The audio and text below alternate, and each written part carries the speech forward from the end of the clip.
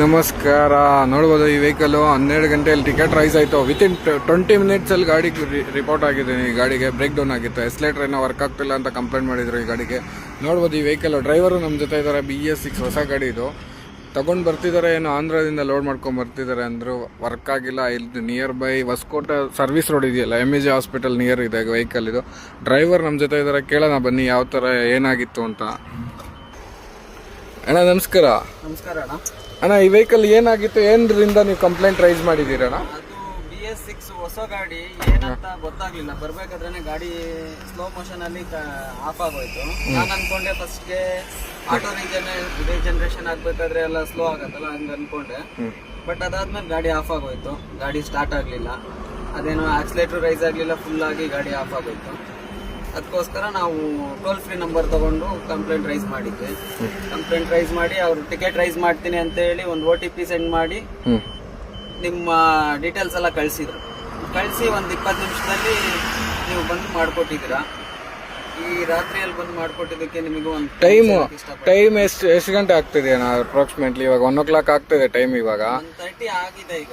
But ನಾನು 12 ಗಂಟೆಗೆ rice ಮಾಡಿದೆ. 12, 20, 22 ಬಂದ್ಬಿಟ್ರಿ. ಒಂದು 20-22 ನಿಮಿಷದಲ್ಲಿ. ಖುಷಿ ಆಯ್ತು ಈ ರಾತ್ರಿಯಲ್ಲಿ ಬಂದು ಮಾಡಿಕೊಟ್ಟಿದ್ದಕ್ಕೆ. ನಮ್ದು ತುಂಬಾ ದೂರ ಲೋಡ್ ಹೋಗ್ಬೇಕಾಗಿರತ್ತೆ. ಆ ಟೈಮಲ್ಲಿ ನೀವು ಬಂದು ಮಾಡಿಕೊಟ್ಟಿದ್ದೀರಾ.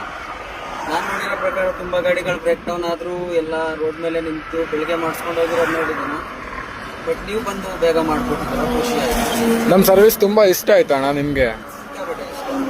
ಎಷ್ಟು ಗಾಡಿ ಇದೆ ಅಣ್ಣ ನಿಮ್ದು ಟೋಟಲ್? ಇದು ಟ್ರಾನ್ಸ್ಪೋರ್ಟ್ ಅಲ್ಲಿ ಎಷ್ಟು ಗಾಡಿ ಇದೆ? ಐಶರ್ ಅನ್ನೋದು 2 ಗಾಡಿ ಇದೆ.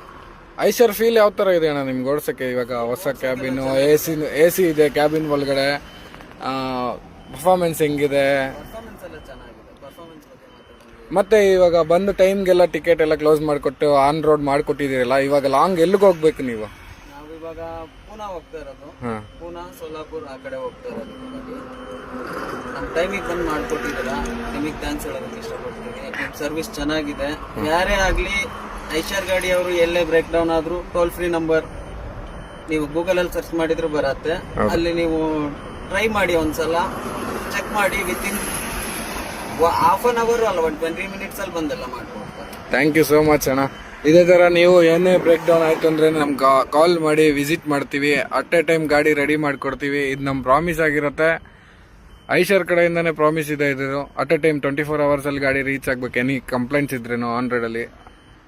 ಮತ್ತು ನಮ್ಮ ಡ್ರೈವರು ತುಂಬ ಚೆನ್ನಾಗಿ ಮಾತಾಡಿದ್ದಾರೆ.